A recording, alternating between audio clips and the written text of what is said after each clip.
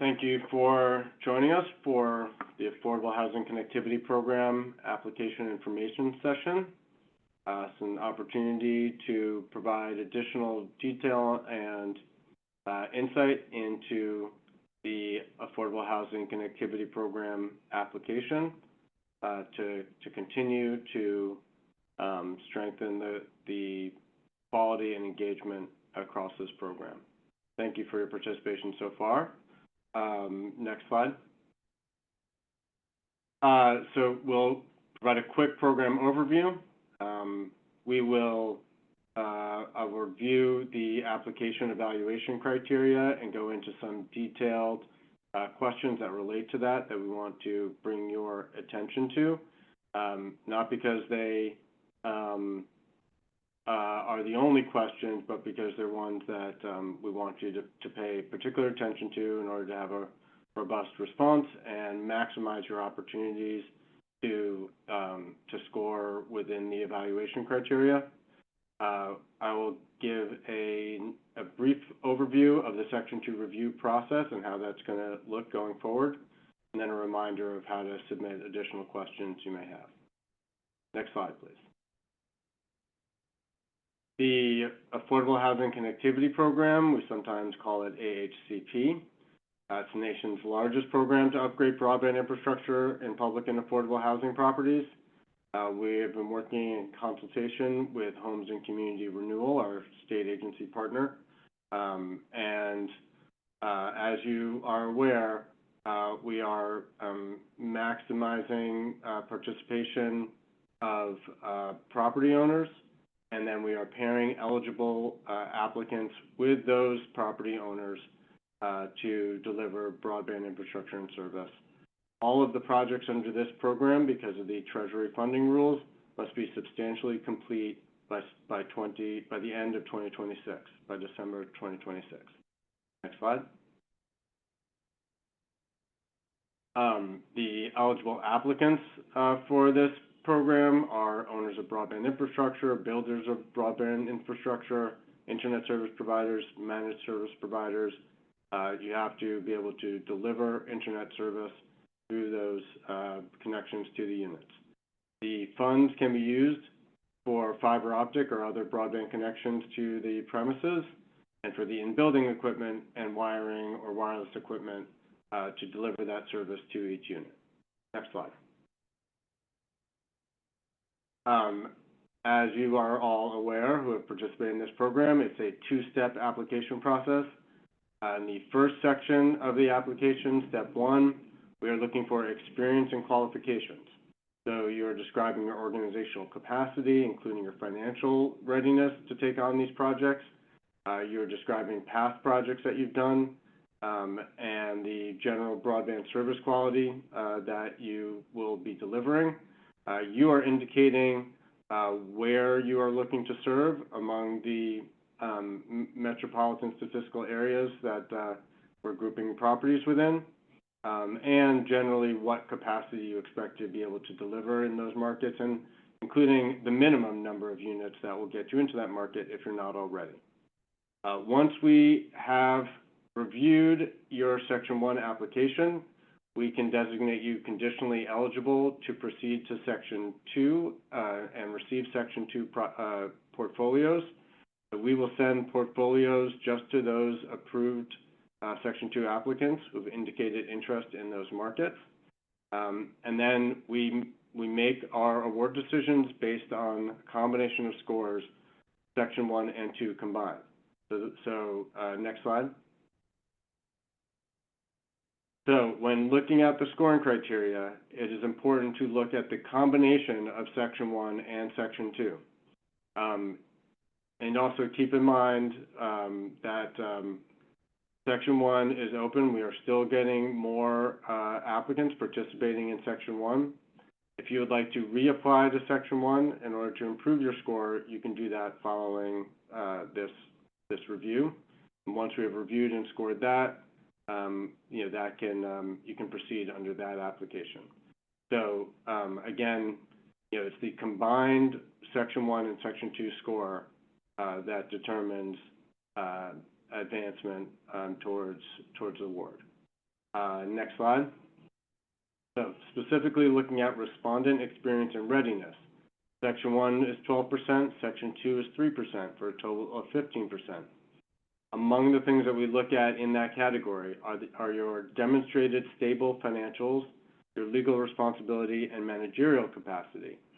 So looking specifically at question 14510, those are the references in the consolidated funding application.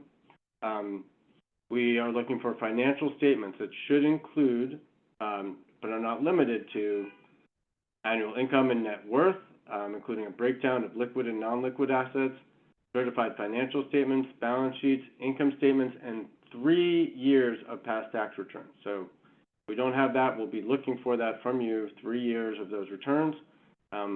Letters of intent from potential partners or sponsors, if applicable, and letters of recommendation from industry stakeholders. So generally, we are looking for your readiness to finance and complete any grant awarded project. Next slide, please. That includes also your access to capital. So under question 15949, under the questionnaire tab of the application, not in response to a question, but when you go to the questionnaire tab, you attach supporting financial records to further support your readiness in terms of your access to capital. So that can include, or should include, bank records of cash on hand, bank term sheets or commitment letters from investors, or a line of credit. So what is the capital that you have access to that you can demonstrate to us through the inclusion of any supporting financial records? Next slide, please. Looking at network quality and technical proposal. 8% of that is determined through your Section 1 response. 12% is in your Section 2 response, for a combined score of 20%. Specifically under privacy and security, in Section 1, we want to know what measures and strategies the applicant will take to safeguard the privacy and cybersecurity of residents and other end users. If you look at industry standards at the linked document, which you can find in the PDF, or if you go to the National Institute of Standards and Technology, you can see the industry standards for some of these measures. You can refer to that before you complete your application. And again, this is just one section that contributes to the overall score. This one is in Section 1. Keep that in mind. Next slide, please. Continuing with network quality and technical proposal, one area of questions that we have relate to the open access network offering. So in general, the answers to these questions under this category should address what additional providers, so if anybody wants to come into the building after the recipient of this grant award, what would those additional providers need to do or invest to enter the building in the future? Whether the barrier to that future entry would be low, medium, or high following the investment made under the proposed approach. So you answer that under questions 14478 and 14477. How are you going to enable open access, and how you facilitate, support the facilitation of open access infrastructure. Open access is not required per se, but again, we want to understand whether the barrier to additional providers following this investment will be low, medium, or high, and explain your approach and how it supports that conclusion. And this, again, is factored into that Section 1 weighting towards the overall combined score of 20% under this category. Next slide. Continuing also with network quality and technical proposal, the infrastructure types and technology. The Treasury funding program and Connect All generally will have a priority for fiber optic connections. That is not necessarily required. But if the infrastructure type will not be a direct fiber connection to the building or unit, what is the offsetting benefit?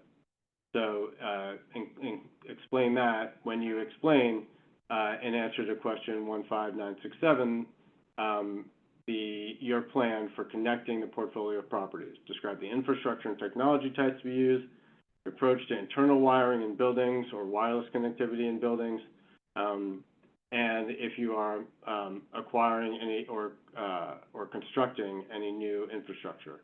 And you should include the cost for backhaul.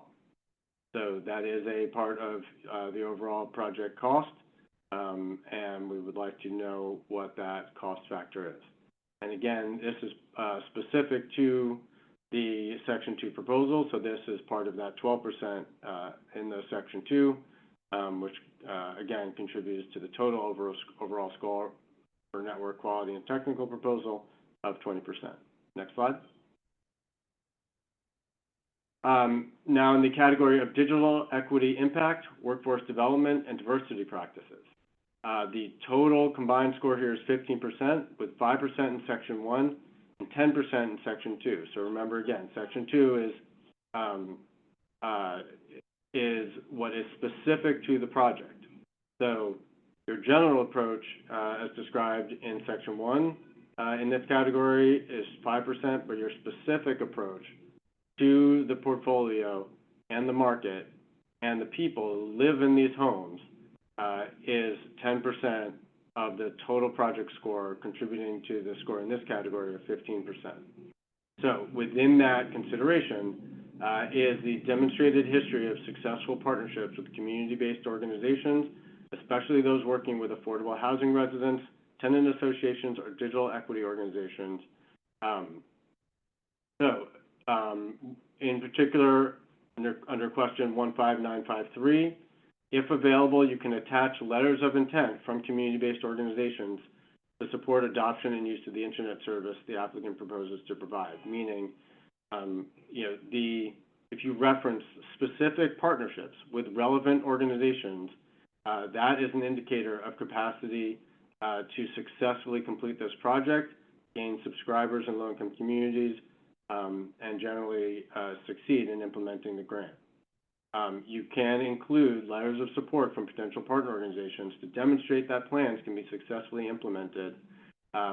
You can also search the Connect All Digital Equity Asset Inventory, which has different types of organizations providing different types of support and services, and you can sort by geography, look for particular geographies, and that is one way to find potential partners to strengthen your response in this category of your application. Next slide.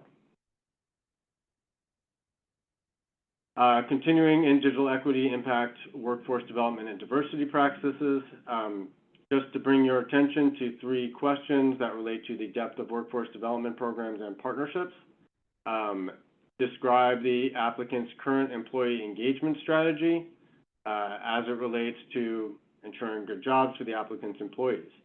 So keep in mind, this is a chance to share with us all that you do to ensure that your employees are compensated, to receive benefits, have job security, good working conditions, worker engagement, organizational culture. So you have an opportunity to respond to that in this question. Under question 15944, please fill out the workforce development and salary schedule, the template, to provide a plan for a preliminary staff team on the proposed deployment project, including job titles, whether these positions will be full-time or part-time or contracted, subcontracted, the training, certification, licensure requirements, and salary schedule. Please complete that template so that we understand your readiness to comply with the project requirements and deliver on the proposed project. And then in question 16019, describe plans to maximize the use of local or regional workforce. So, are they coming from the local area? This is the opportunity to explain how you're going to bring workforce potentially from that particular community that you plan to serve, or otherwise address the workforce needs of the project. Next slide. in the category of cost reasonableness and business plan, which is specific to the project that you are proposing and to address the portfolio of properties in Section 2, combined score of 15%, total score of 15%. So in considering the financial offer and the soundness of the financial assumptions, question 15985, describe clearly identified financial assumptions and the methodology for determining the cost estimates in the financial template, including the design, engineering, permitting, labor and material for construction, electronics, and testing costs. So we do not just want to see the total amount that you're seeking. We want to assess the soundness of the assumptions that went into that approach. And this is an opportunity for you to increase our confidence in your ability to execute on the project and contribute, again, towards that Section 2 15% score. Also, fill out the financial template to provide project budget and milestones, capital investment schedule, and pro forma projections. Complete the wireline and wireless tabs as applicable. So keep in mind also that generally the take rate should be reasonable and or include a justification. So included in your financial assumptions is the percent of residents in any of these across this portfolio. Did you expect to take the service and generate revenue for you under this proposed project? And we want to understand, again, is it reasonable, or how did you come to the conclusion that would be the take rate? Next slide, please. Continuing with cost reasonableness and business plan, the justified cost per unit served matching funds that may include in-kind contributions or philanthropic commitments for non-deployment activities to increase broadband adoption. So again, remember back to the digital equity partnership and opportunities. If that is being funded by philanthropic commitments, for example, that would be an that could be considered a match, even though that activity isn't eligible for funding for payment under this program. We can consider it as a match in the program. Matching funds are not required in this program, but they may increase the applicant's score. So in these questions, 15988, does the applicant propose any matching funds, including in-kind contributions such as digital equity support or free service? So you also can consider the offer of free service as a way to contribute a match, which may increase your score.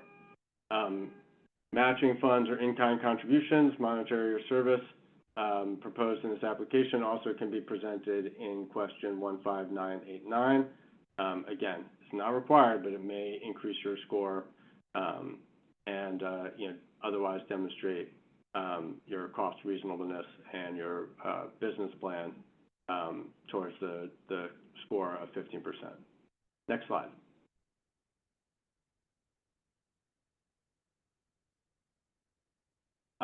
Continuing with cost reasonableness and business plan, pricing for services in project year 6 to 10. Now, this is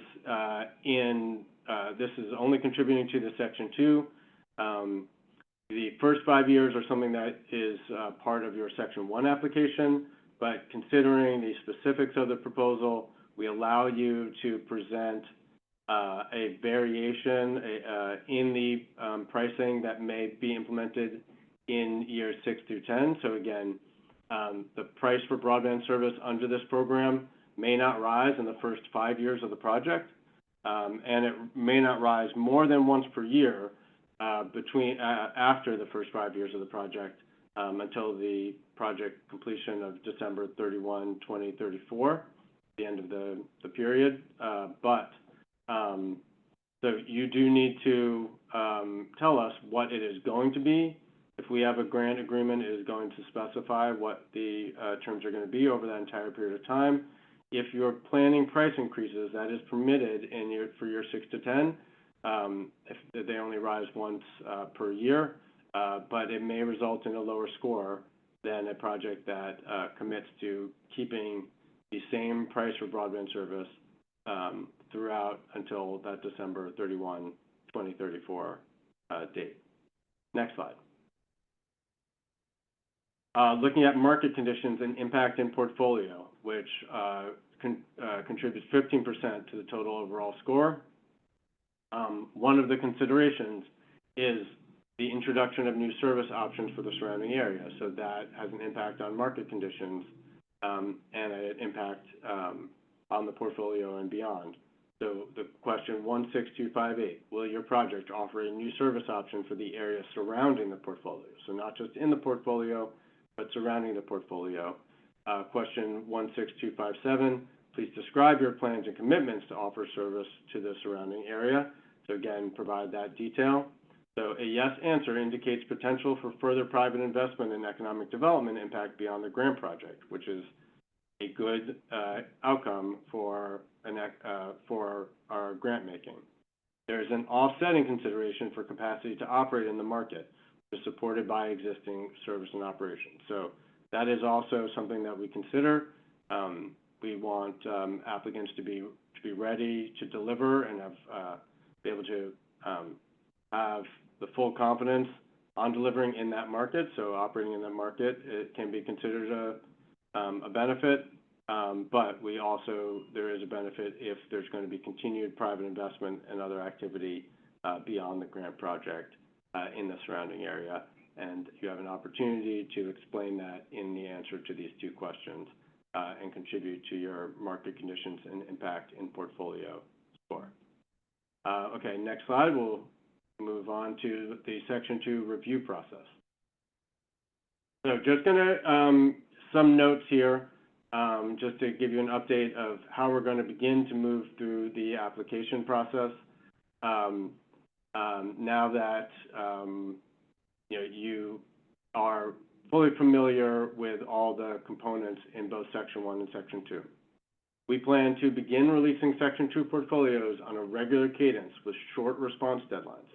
So we understand, that may require a regular response. So we just want you to just stay in the position of responding to these portfolios with a relatively quick turnaround.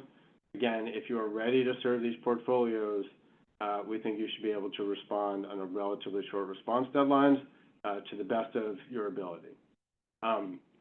Nevertheless, Section 2 applications should address the entire portfolio,